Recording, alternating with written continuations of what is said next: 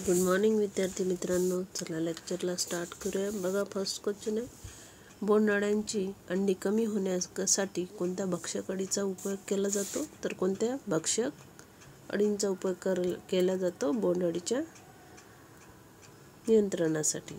तर बघा, क्रायसोपा, pheromone trap, ट्रायकोग्रामा, HNPV। तर आपलं राईट आन्सर काय आहे ना? ऑप्शन 1 हे आपलं राईट आन्सर आहे। बघा, क्रायसोपा। नेक्स्ट बघा, कापसावर आढळणारी हरभऱ्याची कीड कोणती आहे? तर मावा, तुडतुडे, शेंद्रे अळी, घाटे अळी। तर घाटे अळी आहे। नेक्स्ट बघा, खालीलपैकी कोणत्या अळीचा प्रादुर्भाव वरवर निरीक्षण केल्यावर दिसून येत नाही? तर शेंद्रे अळी, घाटे अळी, ठिपकेदार अळी, शेंडे अळी। तर आपलं राईट आन्सर काय ना? शेंद्रे अळी। उंटअळीच्या प्रादुर्भावासाठी कोणते हवामान अनुकूल आहे? तर कोणते हवामान अनुकूल असते उंटअळीच्या प्रादुर्भावासाठी? स्वच्छ सूर्यप्रकाश, ढगाळ वातावरण, सततचा पाऊस, जोराचे वारे, धुके। तर आपलं राईट आन्सर काय येणार? आपलं राईट आन्सर आहे स्वच्छ सूर्यप्रकाश। उंटअळीच्या प्रादुर्भावासाठी स्वच्छ सूर्यप्रकाश हे हवामान अनुकूल असते। नेक्स्ट बघा, खालीलपैकी कोणती रस शोषणारी कीड नाही? मावा, तुडतुडे, फुलकिडे यापैकी नाही। तर आपलं राईट आन्सर काय येणार? यापैकी नाही हे आपलं राईट आन्सर आहे। मावा, फुलकिडे, तुडतुडे सर्व रस शोषणारे कीड आहे। नेक्स्ट बघा, AK8401 हे कपाशीच्या कोणत्या वाणाचे नाव आहे? देशी, अमेरिकन, फ्रेंच, संकरित। तर आपलं राईट आन्सर काय येणार? बघा, AK8401 हे देशी वाण आहे, देशी कपाशीच्या वाणाचे नाव आहे। नेक्स्ट बघा, कपाशीच्या पिकाला जादा खते दिल्यास काय घडते? तर काय घडते? जादा खते दिल्यास उत्पादन मिळते, कापसाची प्रत बिघडते, पाणी जास्त द्यावे लागते, पिकांची कायिक वाढ जास्त झाल्याने उत्पन्न कमी होते। तर आपलं राईट आन्सर काय येणार? ऑप्शन 4 हे आपलं राईट आन्सर आहे। पिकांची कायिक वाढ जास्त झाल्याने उत्पन्न हे कमी येते, जादा खते दिल्यास। बघा, नेक्स्ट, भारतात प्रथम भुईमूग कोणी आणला? तर कोणी आणला भारतात प्रथम भुईमूग? फ्रेंच, ब्रिटिश, पोर्तुगीज यापैकी नाही। याच्यावर क्वेश्चन आधी पण विचारलेला आहे। बघा, राईट ऑप्शन आहे आपलं ऑप्शन 3, पोर्तुगीजांनी आला भुईमूग हा भारतात। नेक्स्ट बघा, भुईमूग पिकाच्या उगवणीसाठी किती अंश सेल्सिअस तापमान योग्य असते? भुईमूग पिकाच्या उगवणीसाठी तर किती अंश सेल्सिअस तापमान हे योग्य असते भुईमूग पिकाच्या उगवणीसाठी? 16 ते 17, 27 ते 30, 35 ते 40, 15 ते 20। तर आपलं राईट आन्सर काय येणार? ऑप्शन 2, 27 ते 30 आपलं राईट आन्सर आहे। नेक्स्ट बघा, भुईमूग पिकात भरपूर प्रमाणात आऱ्या जमिनीत जाण्यासाठी खालीलपैकी काय केले जाते? तर कोळपणी, भर लावणे, पाणी देणे, डूम फिरवणे। तर आपलं राईट आन्सर काय आहे ना? ऑप्शन 4, डूम फिरवणे। भुईमूग पिकात भरपूर प्रमाणात आऱ्या जमिनीत जाण्यासाठी डूम फिरवणे हा प्रकार केला जातो। नेक्स्ट बघा, भुईमूग पिकासाठी खालीलपैकी कोणत्या प्रकारची जमीन मानवते? तर अतिभारी, चोपण, मध्यम यापैकी नाही। तर आपलं राईट आन्सर काय येणार? ऑप्शन 3, मध्यम जमीन मानवते। नेक्स्ट बघा, भुईमूग पिकाची SB11 ही जात खालीलपैकी कोणत्या प्रकारात मोडते? भुईमूग पिकाची SB11 तर ऑप्शन बघा, उपटी, पसरट, निमपसरट व पसरट। तर आपलं राईट आन्सर काय येणार? ऑप्शन 1, उपटी। भुईमूग पिकाची SB11 ही उपटी प्रकारची जात आहे। नेक्स्ट बघा, भुईमूग पिकाच्या फुले प्रगती या जातीचे प्रति हेक्टरी लागणारे बियाणे किती आहे? फुले प्रगती या जातच्या बियाणे विचारले आहे। प्रति हेक्टरी 85 ते 90 किलो, 100 किलो, 125 किलो, 150 किलो। तर आपलं राईट आन्सर काय ना? 100 किलो बियाणे लागते भुईमूग पिकाच्या फुले प्रगती या जातच्या जातीसाठी बियाणे प्रति हेक्टरी। नेक्स्ट बघ, उपट्या जातीच्या लागवडीचे अंतर किती असते? तर किती आहे उपट्या जातीच्या लागवडीचे अंतर? 30/10, 30/15, 45/15, 45/20। तर आपलं राईट आन्सर काय ना? 30/10. नेक्स्ट बघा, भुईमुगासाठी लागणारी हेक्टरी नत्राची मात्रा कोणती आहे? तर 20 किलो, 30 किलो, 40 किलो, 50 किलो. तर आपलं राईट आन्सर काय ना 20 किलो. ही भुईमुग पिकासाठी लागणारी नत्राची मात्रा आहे. नेक्स्ट बघा, भुईमुग पिकास प्रति हेक्टरी किती स्फुरद द्यावे? प्रति हेक्टरी? 20 किलो, 40 किलो, 80 किलो, 100 किलो. तर आपलं राईट आन्सर काय येणार? Option 2 40 kilo. नेक्स्ट बघा, भुईमुग पिकावर टिक्का रोग कशामुळे होतो? तर बुरशी, जीवाणू, विषाणू, परोपजीवी. तर आपलं राईट आन्सर काय ना बुरशीमुळे होतो भुईमुग पिकावर टिक्का हा रोग, लक्षात ठेवा. नेक्स्ट बघा, फुले प्रगती हा वाण किती दिवसात तयार होतो? 80 ते 85, 110 ते 115, 125 ते 130, 150 ते 155. तर आपलं राईट आन्सर काय येणार? ऑप्शन 2 110 ते 115 दिवस. नेक्स्ट बघा, भुईमुग पिकास प्रति 10 किलो बियाण्यास किती प्रमाणात रायझोबियम संवर्धन जोडावे? तर 150 ग्रॅम, 250 ग्रॅम, 350 ग्रॅम, 450 ग्रॅम. तर आपलं राईट आन्सर काय येणार? ऑप्शन 2 250 ग्रॅम एवढे रायझोबियम जीवनसंवर्धन जोडावे भुईमुग पिकासाठी प्रति 10 किलो बियाण्यास. नेक्स्ट बघा, सोयाबीनमध्ये प्रथिनांचे प्रमाण किती टक्के असते? तर बघा 20%, 30%, 40%, यापैकी नाही. तर आपलं राईट आन्सर काय येणार? ऑप्शन 3 40%. सोयाबीनमध्ये प्रथिनांचे प्रमाण 40% असते. नेक्स्ट बघा, सोयाबीनमध्ये तेलाचे प्रमाण किती टक्के असते? 5%, 10%, 15%, 20%. तर आपलं राईट आन्सर काय येणार? ऑप्शन 4 20%. सोयाबीनमध्ये तेलाचे प्रमाण 20% असते. बघा, प्रथिने 40% असते. प्रथिनांचे प्रमाण जास्त आहे. नेक्स्ट बघा, खालीपैकी कोणते तणनाशक सोयाबीन पिकावर उपयुक्त आहे? तर बासाली, नायट्रोजिन, 2,4-D यापैकी नाही. 2,4-D आहे ते नाही, मी आजपर्यंत नाही ऐकलं म्हणून 2,4-D असणार ते. बासालीन, नायट्रोजिन आणि 2,4-D. तर आपलं राईट आन्सर काय ना 22 नंबरचं. तर आपलं राईट आन्सर आहे ऑप्शन 1 बासालीन. नेक्स्ट बघा, खालीलपैकी कोणती सोयाबीन पिकाची जात आहे? तर PK 335, JL24, JS 335 यापैकी नाही. तर आपला राईट आन्सर काय ना ऑप्शन 3 JS 335 ही सोयाबीन पिकाची जात आहे, लक्षात ठेवा. सोयाबीन पिकाचे सरासरी हेक्टरी उत्पन्न किती क्विंटल आहे? तर 10 ते 12, 12 ते 15, 15 ते 18, 25 ते 30. तर आपलं राईट आन्सर काय ना ऑप्शन 4 25 ते 30 हेक्टरी उत्पादन.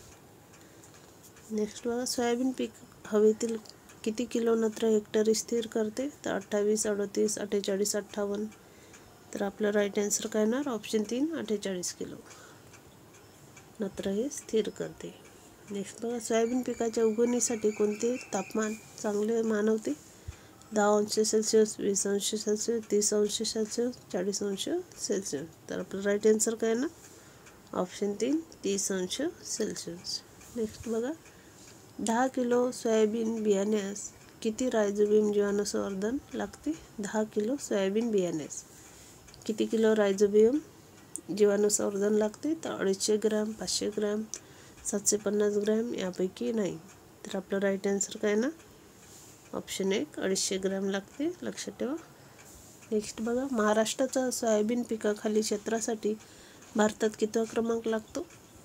तर पहिला, दुसरा, तिसरा, चौथा.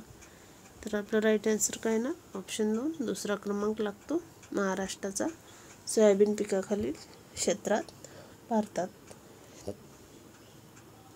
नेक्स्ट बघा, महाराष्ट्रात सोयाबीन पिकाच्या क्षेत्र उत्पादनाबाबत प्रथम क्रमांक कोणत्या जिल्ह्याचा लागतो? तर पुणे, नाशिक, अमरावती, नागपूर. तर आपलं राईट आन्सर काय ना ऑप्शन 4 नागपूर. सोयाबीन पिकाच्या क्षेत्र उत्पादनाबाबत प्रथम क्रमांक हा नागपूर जिल्ह्याचा लागतो. नेक्स्ट बघा, कीटकनाशकांतील क्रियाशील घटकांचा प्रकार व प्रमाण दाखविण्यासाठी खालीलपैकी कोणते परिमाण वापरतात? तर इमल्सिफायबल, डिग्री सेल्सिअस, डिग्री केल्विन हे सर्व. तर आपलं राईट आन्सर काय येणार ऑप्शन 3चं ऑप्शन 1 इमल्सिफायबल. कीटकनाशकातील क्रियाशील घटकांचा प्रकार व प्रमाण दाखविण्यासाठी खालीलपैकी म्हणजेच इमल्सिफायबल परिमाण वापरतात. नेक्स्ट बघा, सोयाबीन काढणीच्या वेळी बियातील आर्द्रतेचे प्रमाण किती असावे? 10%, 13%, 23%, 20%. तर आपलं राईट आन्सर काय येणार? ऑप्शन 2 13% असावे. सोयाबीन काढणीच्या वेळी बियातील आर्द्रतेचे प्रमाण हे 13% असावे. लक्षात ठेवा, असे क्वेश्चन येतात. तूर हे कोणत्या वर्गातील पीक आहे? तर एकदल, कडधान्य, तेलवर्गीय, तृणधान्य. तर आपलं राईट आन्सर काय ना? कडधान्य. तूर हे कडधान्य पीक आहे, डाळी बनतात.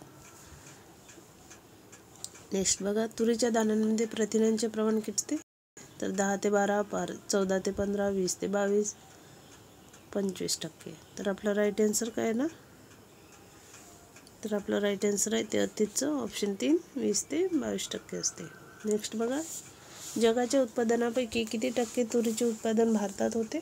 तर 90%, 60%, 80%, 70%. तर आपलं राईट आन्सर काय ना?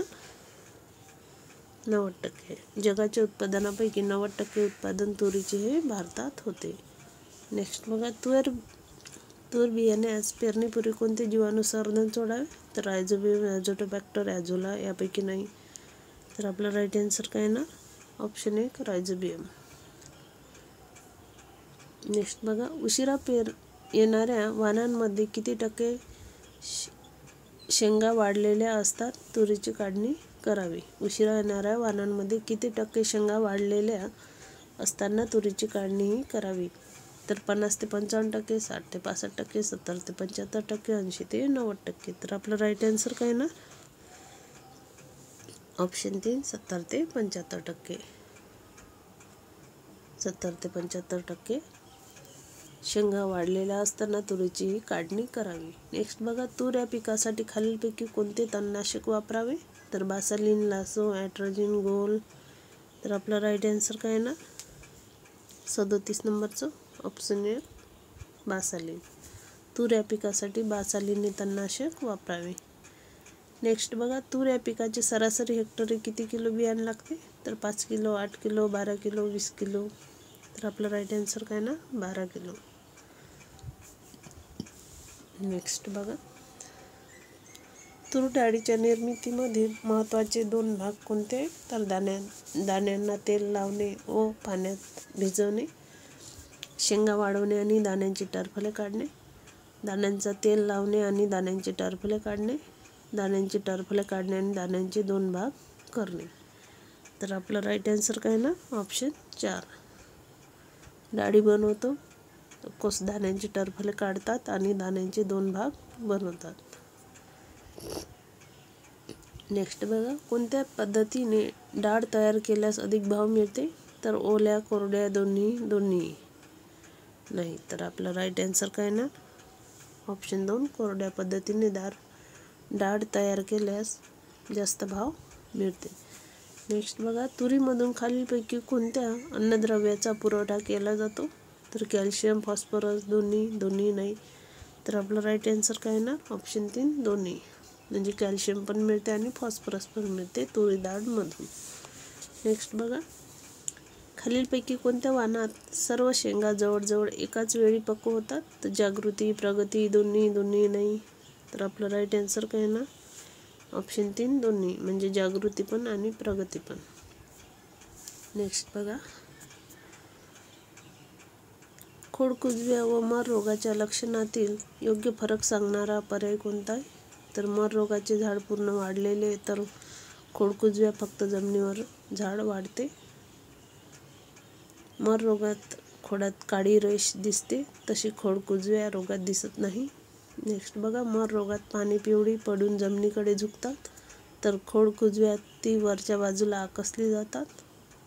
आणि 4 नंबर वरील सर्व. तर आपलं राईट आन्सर काय येणार?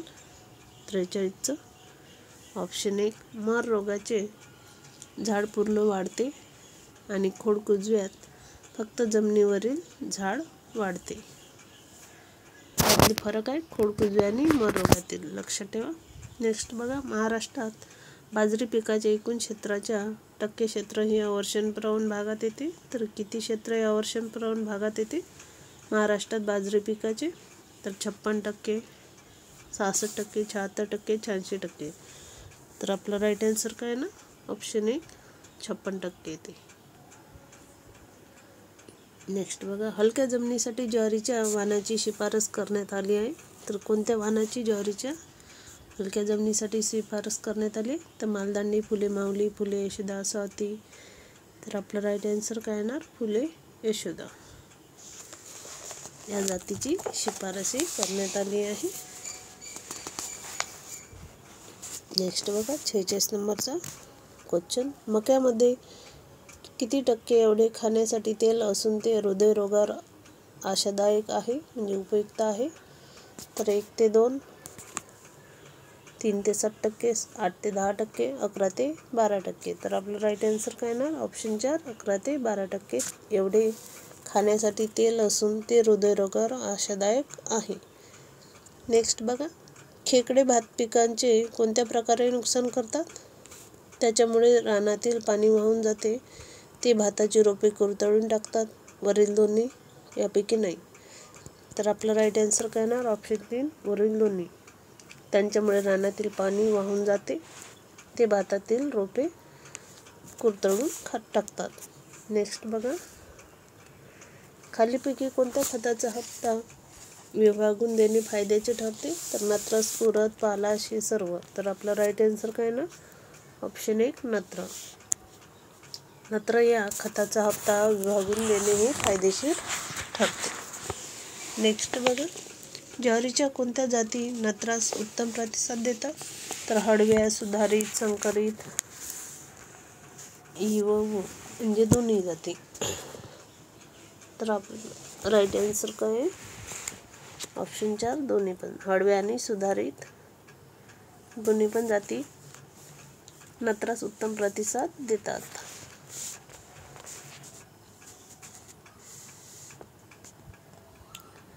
नेक्स्ट बघा, 50 बाजरीच्या कणसामध्ये पर्णमय वाढ कशामुळे होते? तर कशामुळे ते बाजरीच्या कणसामध्ये पर्णमय वाढ? तर ऑप्शन जास्त पाणी, जास्त खते, केवढा, अर्गट. तर आपला राईट आन्सर काय येणार? Option 4 ergot.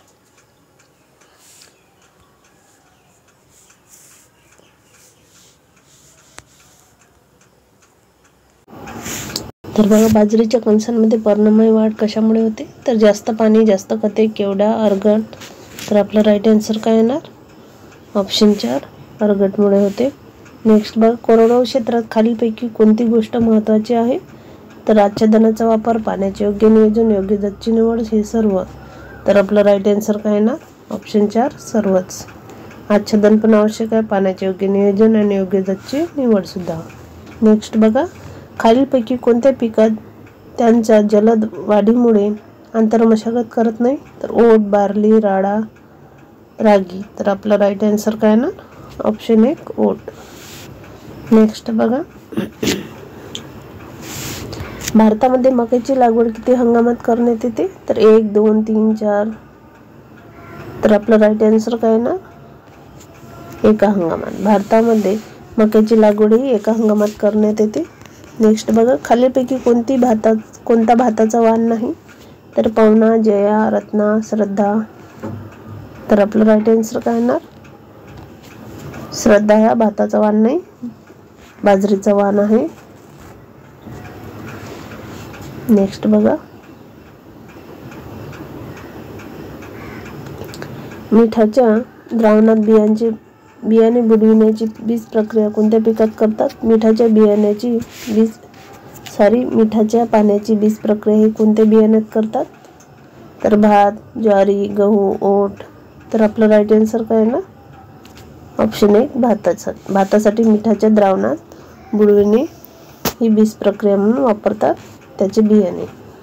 म्हणजे मिठाच्या द्रावणात भात पिकाचे जे बियाणे असते ते बुडवून म्हणजे नंतर ते पेरणी करतात. नेक्स्ट बघा, ज्या दाण्यांना मोड आणून त्याची उसळ तयार करतात. तर कोणत्या दाण्यांना? चवळी, लाख, मसूर, वाल. तर आपलं राईट आन्सर काय येणार? ऑप्शन 4 वाल. वाल्या दाण्यांना मोड आणून त्याची उसळ तयार करतात.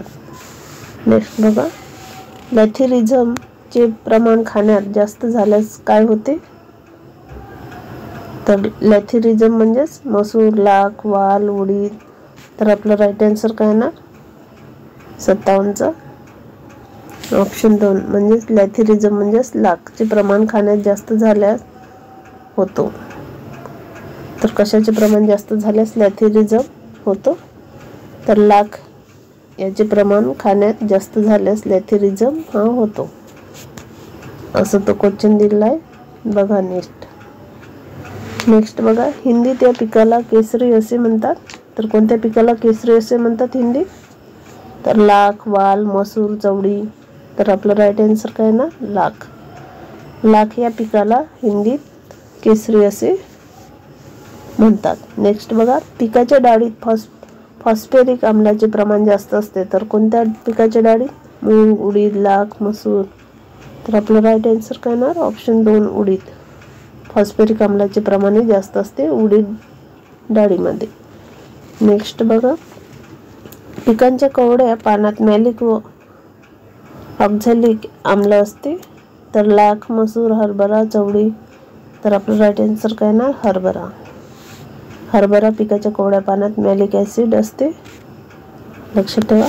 नेक्स्ट बघा, पेरणीपूर्वी कडधान्याच्या बियाण्याची बीज प्रक्रिया बरोबर केली जाते. तर कशाबरोबर केली जाते? कडधान्याची. ॲझोस्पिरिलम, ॲझोटोबॅक्टर, रायझोबियम, मायकोरायझा. तर आपलं राईट आन्सर काय ना? रायझोबियम. तर कडधान्य पिकाला रायझोबियम या जीवाणू संवर्धनाची बीज प्रक्रिया करतात. आणि ॲझोटोबॅक्टर एकदलवर्गीय. नेक्स्ट बघा, चवळी हे शक्यतो म्हणून घेतले जाते. तर मुख्य पीक, सलग पीक, आंतरपीक यापैकी नाही. तर आपलं राईट आन्सर काय ना? आंतरपीक. चवळी हे आंतरपीक म्हणून घेतले जाते. कडधान्यांना असेही म्हणतात भरड धान्य, डाळीचे धान्य, सात्विक धान्य हे सर्व. तर आपलं राईट आन्सर काय ना? ऑप्शन 2 डाळीचे धान्य. हिंदुकुश पर्वत कोणत्या कडधान्याचे उगमस्थान आहे? हिंदुकुश पर्वत, लक्षात ठेवा नाव. हिंदुकुश पर्वत कोणत्या कडधान्याचे उगमस्थान आहे? H4, वाल, चवळी, हरभरा. तर आपलं राईट आन्सर काय येणार? Option 1 HHR. त्याचं लॉंग फॉर्म कोणाला माहीत असेल तर प्लीज कमेंटमध्ये टाका, मला त्याच्याबद्दल काही तेवढी माहिती नाही. नेक्स्ट बघा, जीवाणू संवर्धनाची प्रक्रिया करताना त्यात गूळ का मिसळतात? कारण जीवाणूंना खाद्य पुरवण्यासाठी, रोगप्रतिकारक म्हणून, जीवाणू संवर्धन, दाण्यांना चिकटण्यासाठी आणि हे सर्व. तर आपलं राईट आन्सर काय ना? ऑप्शन 3 जीवाणू संवर्धन, दाण्यांना चिकटण्यासाठी गूळ या जीवाणू संवर्धनाची प्रक्रिया करतात आणि त्यात गूळ मिसळतात. नेक्स्ट बघा, कडधान्यात नत्र शोषणाची क्रिया केव्हा सुरू होते? कडधान्यात नत्र शोषणाची क्रिया केव्हा चालू होते? तर पेरणीपूर्वी, पेरणीनंतर 15 दिवसांनी, पेरणीनंतर लगेच, काढणीच्या वेळी. तर आपला राईट आन्सर काय ना? ऑप्शन 2 पेरणीनंतर 15 दिवसांनी कडधान्यात नत्र शोषणाची क्रिया ही सुरू होते. नेक्स्ट बघा, खालीलपैकी कोणता हरभऱ्याचा वाण नाही? तर श्वेता, भारती, फुले, M2 हे सर्व. तर आपलं राईट आन्सर काय ना? ऑप्शन 3 फुले, M2 हा हरभऱ्याचा वाण नाही. श्वेता, भारती हे हरभऱ्याचे वाण आहे. नेक्स्ट बघा, खालीलपैकी कोणत्या तेलबिया पिकास तेलबियांची राणी असे म्हणतात? तर सूर्यफूल, करडई, तीळ, एरंडी तेलबियांची राणी. बघा लक्षात ठेवा, पॉइंट महत्त्वाचा आहे. कोणत्या तेलबिया पिकास तेलबियांची राणी असे म्हणतात? सूर्यफूल, करडई, तीळ, एरंडी. तर आपलं राईट आन्सर काय ना? ऑप्शन 3 तीळ. नेक्स्ट बघा, करडई पेरणीसाठी सेंटीमीटर अंतराचा अवलंब केला जातो. तर किती? 30/10, 25/20, 30/15, 60/15. तर आपला राईट आन्सर काय ना? तर आपला राईट आन्सर आहे ऑप्शन 2 45/20 सेंटीमीटर अंतराचा अवलंब केला जातो करडई पेरणीसाठी. नेक्स्ट बघा, जवस पिकाचे उगमस्थान आहे तर कोणते आहे? Abyssinia, Afghanistan, Hindustan, America. तर आपलं राईट आन्सर काय ना? ऑप्शन 2 अफगाणिस्तान. जवस पिकाचे उगमस्थान अफगाणिस्तान दिले आहे यात. नेक्स्ट बघा, तेलबियांचा मसाला म्हणून स्वयंपाकघरात वापर केला जातो तर कशाचं? कारळा, मोहरी, जवस, करडई. तर आपलं राईट आन्सर काय ना? ऑप्शन 2 मोहरी. मोहरी या तेलबियांचा मसाला म्हणून स्वयंपाकघरात वापर केला जातो. मोहरीचा तडका देत ना आपण, ती मोहरी. नेक्स्ट बघा, तेलबियांची पाने सूज उतरविण्यासाठी वापरतात तर कोणते तेलबियांची पाने सूज उतरविण्यासाठी वापरतात? तर सूर्यफूल, तीळ, एरंडी, मोहरी. तर आपलं राईट आन्सर काय ना? ऑप्शन 3 एरंडी. एरंडी या तेलबियांची पाने सूज उतरविण्यासाठी वापरतात. लक्षात ठेवा. सीता हा वाण तेलबियांचा आहे तर कोणत्या तेलबियांचा आहे? सीता हा वाण. तर कोणत्या तेलबियांचा आहे? तीळ, एरंडी, कारळा, मोहरी. तर सीता ही जात कशाची आहे? बघा, ऑप्शन 4 मोहरीची जात आहे सीता. तर लक्षात ठेवा, मोहरी ही मोहरीची जात आहे सीता. नेक्स्ट बघा, तेलबियांची चटणी करून खातात तर कोणत्या तेलबियांची चटणी करून खातात? मोहरी, कारळा, सूर्यफूल, करडई. तर आपलं राईट आन्सर काय ना? ऑप्शन 2 कारळा. या तेलबियांची चटणी करून खातात. नेक्स्ट बघा, तिळामध्ये टक्के तेलांचे प्रमाण असते तर किती टक्के तेलाचे प्रमाण असते तिळात? तर 20, 30, 40, 50. तर आपलं राईट आन्सर काय ना? 50% असते तिळामध्ये तेलाचे प्रमाण. बघा, सगळ्यात जास्त तेलाचे प्रमाण तिळामध्ये आहे, 50%. नेक्स्ट बघा, पिकाला पेरणीच्या वेळी जमीन थोडी दमट पाहिजे तर कोणत्या पिकाला पाहिजे? तीळ, मोहरी, जवस, करडई. तर आपला राईट आन्सर काय ना? ऑप्शन 1 तीळ. तीळ या पिकाला पेरणीच्या वेळी थोडी दमट जमीन पाहिजे. दमट नाही, टणक आहे ती, सॉरी हा. पेरणीच्या वेळी जमीन थोडी टणक पाहिजे म्हणजे कडक पाहिजे पेरणीच्या वेळी. नेक्स्ट बघा, सूर्यफुलाची उत्पादकता कमी असण्याचे कारण खालीलपैकी कोणते? तर सीमांत, उपसीमांत भूमीवर लागवड, व्यवस्थापनातील दुर्लक्ष, अवयी दोन्ही, नाही यापैकी नाही. तर आपला राईट आन्सर काय ना? 77 नंबरचं ऑप्शन 1. सीमांत व उपसीमांत भूमीवर लागवड केली जाते त्याच्यामुळे सूर्यफुलाची उत्पादकता ही कमी आहे. नेक्स्ट बघा, गडीत धान्यांमधून खालीलपैकी कशाचा पुरवठा होतो? तर कशाचा पुरवठा होतो गडीत धान्यातून? कर्बोदके, स्निग्ध पदार्थ, पिष्टमय पदार्थ, यापैकी नाही. तर आपला राईट आन्सर काय ना? ऑप्शन 2 स्निग्ध पदार्थ.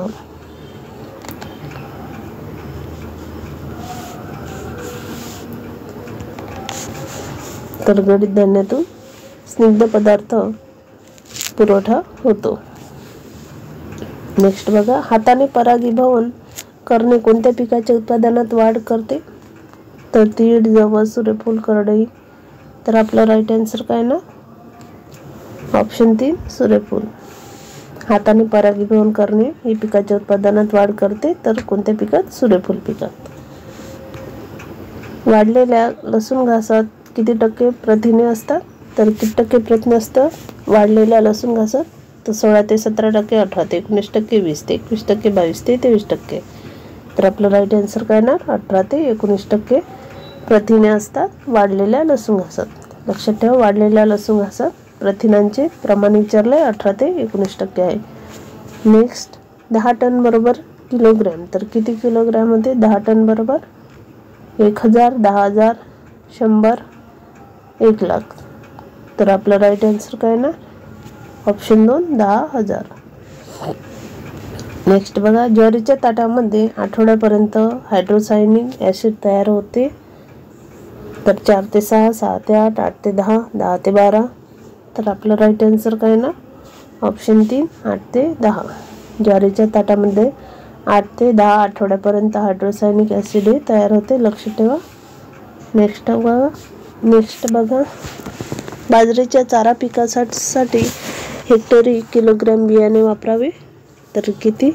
6, 8, 10, 12. तर आपलं राईट आन्सर काय ना? तर आपलं राईट आन्सर आहे ऑप्शन 2 8 किलोग्राम बियाणे वापरावे बाजरीच्या चारा पिकासाठी हेक्टरी।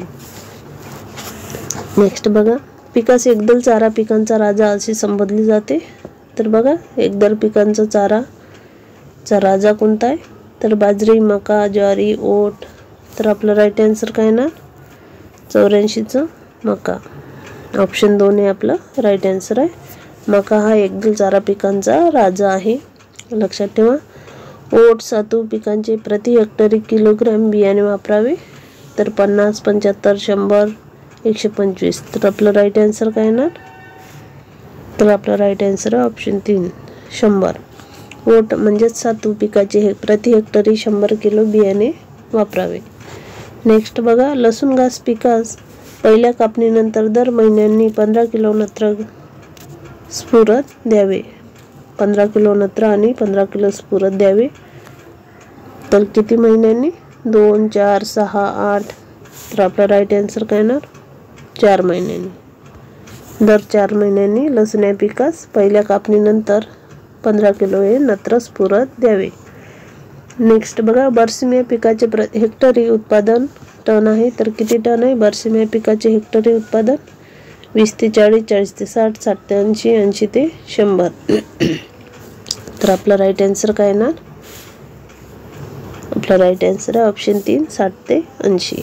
नेक्स्ट बघा, चाऱ्यासाठी वाढवल्या जाणाऱ्या ज्वारीस महाराष्ट्रात म्हणून संबोधतात तर काय संबोधतात? चाऱ्यासाठी वाढवल्या जाणाऱ्या ज्वारीस तर वाडे, वैरण, कडवळ यापैकी नाही। तर आपलं राईट आन्सर काय येणार?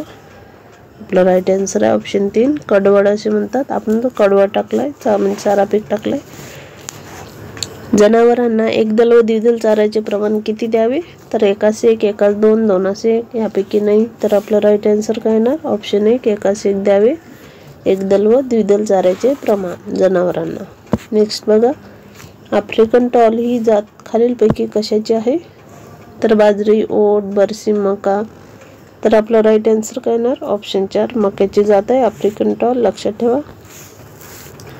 नेक्स्ट बघा, खालीलपैकी कशापासून जनावरांना खनिजे विपुल प्रमाणात मिळतात? तर द्विदल पिके, एकदल पिके, अ व ई दोन्ही यापैकी नाही। तर बघा, कशापासून जनावरांना खनिजे विपुल प्रमाणात मिळतात? तर आपला राईट आन्सर आहे एकदल पिकेपासून जनावरांना खनिजे विपुल प्रमाणात हे मिळतात, एकदल पिकापासून। नेक्स्ट बघा, गजराज गवताला पहिल्या वर्षभरात किती फुटवे फुटतात? तर किती फुटवे फुटतात गजराज गवताला पहिल्या वर्षभरात? तर 10 ते 12, 15 ते 18, 20 ते 25, 27 ते 30। तर आपलं राईट आन्सर काय ना? ऑप्शन 1 10 ते 12। नेक्स्ट बघा, प्यारा गवतास कोणत्या प्रकारची जमीन योग्य असते? प्यारा गवतास कोणत्या प्रकारची जमीन योग्य असते? आम्ल जमीन, पाणथळ, विमल, भारी खोल। तर आपला राईट आन्सर काय ना? ऑप्शन 2 पाणथळ। नेक्स्ट बघा, रोड्स गवतामध्ये प्रथिनांचे प्रमाण किती आहे? तर किती आहे प्रथिनांचे प्रमाण रोड्स गवतामध्ये? तर आपलं राईट आन्सर काय ना? 4 ते 6, 6 ते 8, 8 ते 10, 10 ते 12। तर ऑप्शन 2 म्हणजे 6 ते 8 प्रथिनांचे प्रमाण आहे रोड्स गवतामध्ये। नेक्स्ट बघा, मार्वेल गवताची लागवड कोणत्या प्रदेशात मोठ्या प्रमाणात केली जाते? उष्ण व समशीतोष्ण, जास्त पावसाच्या, थंड व कोरडी, सर्व प्रकारच्या हवामानाच्या, म्हणजे सर्व प्रकारच्या हवामान मानवते अशा जमिनीत। नेक्स्ट तर आन्सर काय येणार आपलं? ऑप्शन 2 जास्त पावसाच्या प्रदेशात मोठ्या प्रमाणात लागवड केली जाते मार्वेल या गवताची। नेक्स्ट बघा, गिनी गवतास प्रत्येक कापणीनंतर किती किलोग्राम नत्र द्यावे?